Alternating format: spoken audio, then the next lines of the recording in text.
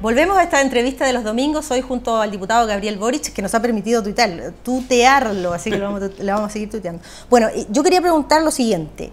Tenemos un Congreso de 120 diputados, 38 senadores. ¿A cuántos rescata? ¿A cuántos de verdad, a su juicio, hacen la pega como tiene que hacerse?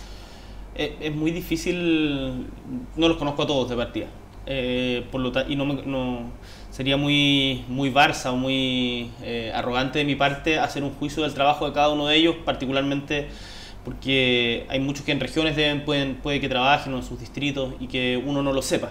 Yo creo que hay mucho trabajo silencioso que no se ve, que sucede ya sea en las comisiones o en los distritos, pero creo que hay varios problemas en el Parlamento. Uno, pensar de que la política solamente está radicada ahí. Yo creo que tenemos que volver a entender que la política sucede en los sindicatos, sucede en las federaciones estudiantiles, está en las poblaciones también, y por lo tanto no somos los únicos dueños de la actividad política, quienes estamos en el Parlamento o quienes estamos en las instituciones. En segundo lugar, creo que el Parlamento se ha desgraciadamente municipalizado. ¿En qué sentido? En que se le atribuye al parlamentario una suerte de solucionador de problemas que no tienen que ver con la labor que les encomienda que debieran tener. Y así vemos muchos parlamentarios que realizan abiertamente asistencialismo y terminan pagando cuentas, pagando pasajes, entregando canastas familiares, cuestiones que no se condicen con el supuesto objetivo de pensar el país y pensar el desarrollo en el largo plazo del país. Y en tercer lugar, yo creo que hay una mediocridad del debate muy grande, debido a que la gran mayoría de los parlamentarios llegan al Parlamento producto de la burocracia de los partidos, más que por el hecho de haber sido activos en alguna lucha social, del color que sea, digamos. Y uno se da cuenta cómo eso se expresa en la falta de convicciones, en la falta de conocimiento, en la falta de formación, y en donde sencillamente son personas que podían ganar una elección y que estaban adscritas a un partido determinado. Pero hay muchos que yo no estoy hablando solamente de las luchas estudiantiles, sino luchas sociales de vivienda, derechos humanos, territoriales, y la verdad es que son muy pocos los que están en esa dimensión. Cuando uno piensa en por qué la política ha llegado a lo que está, al desprestigio, al mal resultado de las encuestas, probablemente muchos pondrán la vista en casos como Cabal, SQM, Penta. Pero hay uno muy en particular que acaba de ocurrir. Esta semana, un día de la semana, el senador Orpiz, Jaime Orpiz, estaba votando en un proyecto sobre financiamiento de las campañas, aún incluso teniendo tan cuestionado su propio caso, ¿no? Habiendo recibido tantos recursos de Corpesca. Estaba votando, no se inhabilitó, porque además el reglamento del Congreso no lo obliga a inhabilitarse. Y al día siguiente estaba siendo desaforado por la Corte de Apelaciones de Santiago por unanimidad, unánimemente, por 4 delitos. O sea, cuando tenemos a políticos que tienen compromiso por haber recibido dineros que no están claros de sus campañas, que luego están votando de lo mismo en el Parlamento y al otro día están siendo desaforados por 4 delitos, uno dice, bueno, ¿quiénes son nuestros políticos entonces? Bueno, yo creo que la situación de Orpiz es mucho más grave, porque como bien dijo la fiscal a cargo, si no me equivoco, Jimena Chong, sí. Orpiz finalmente se constituyó en una suerte de funcionario de Corpesca en el Parlamento, porque recibía un sueldo mensual que utilizaba ya no solamente para financiar campañas, sino para pagar actividades personales que pueden ser muy legítimas. 5 millones de pesos. 5 millones de pesos mensuales, o sea, además del sueldo de 9 millones de pesos que tenemos los parlamentarios. Entonces, eso ya es un extremo, es un absurdo. Yo llamaría en esto a no quedarse solamente en los excesos. Yo creo que el problema está en la esencia del financiamiento de la política, y que si es que fuéramos rigurosos a la hora de votar la ley de financiamiento a partidos, todos quienes recibieron aportes de empresa por fuera del marco de la ley debieran inhabilitarse. Yo me imagino que, no sé qué habrá hecho Moreira, en que reconocía pedir raspaditos de olla, la Ana von Baer, el mismo Fulvio Rossi. Entonces, este problema no es exclusivo de la derecha, por una parte, es transversal al mundo político, y por otra está mucho más diseminado de lo que parece. Yo creo que uno de los motivos por los cuales el Partido Socialista ha defendido a Fulvio Rossi, desgraciadamente, en contra de todo lo que es la historia del Partido Socialista, es porque, lo mencionaba en esta entrevista a la que tú hacías alusión en Revista Cara, si cae Rossi van a caer muchos más. Porque esta era una práctica absolutamente naturalizada en la política chilena.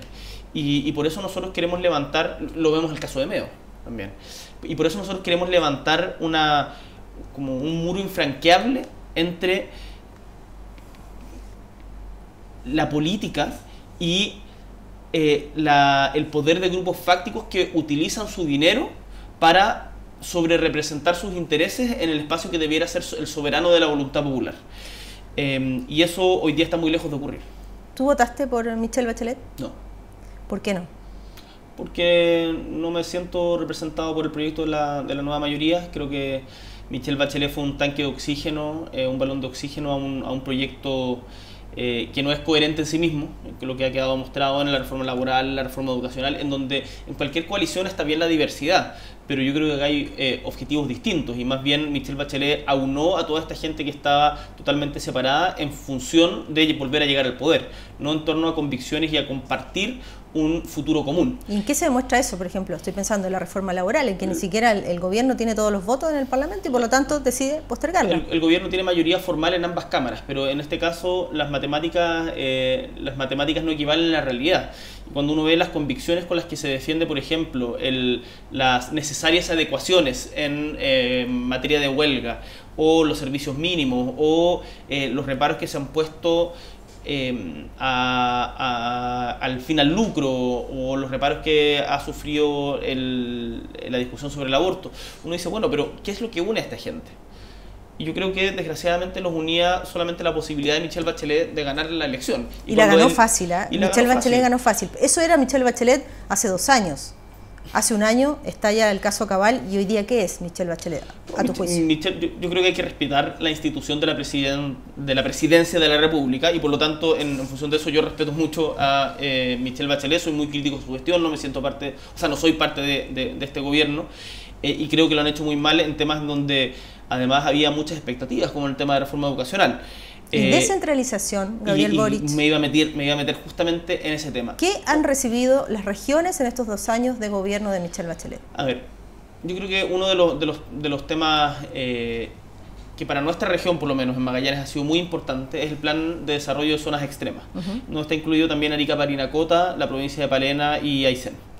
Y en donde ha habido un traspaso de recursos que en Magallanes se ha apuntado hacia la generación de una plataforma que permita el desarrollo regional muy interesante. Y ha habido un debate bien interesante ahí, quizás muy radicado en lo técnico, pero yo creo que eso ha sido un aporte de Michelle Bachelet, del gobierno de Michelle Bachelet más que ella misma, a las zonas extremas.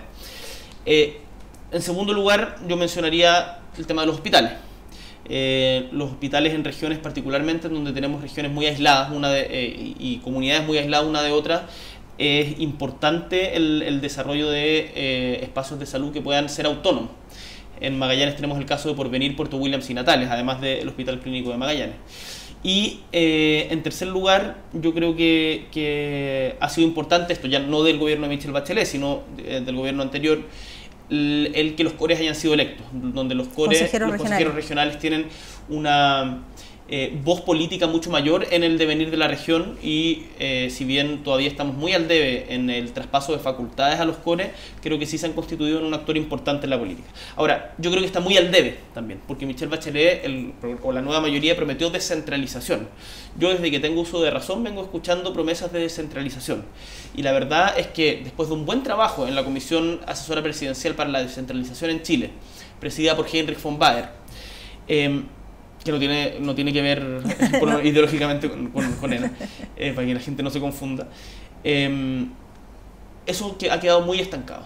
Y está muy estancado, yo creo, porque donde se sustenta el poder en Chile, que es en el barrio alto de Santiago, hay un temor muy grande a traspasar poder a cualquier lado, pero también a regiones.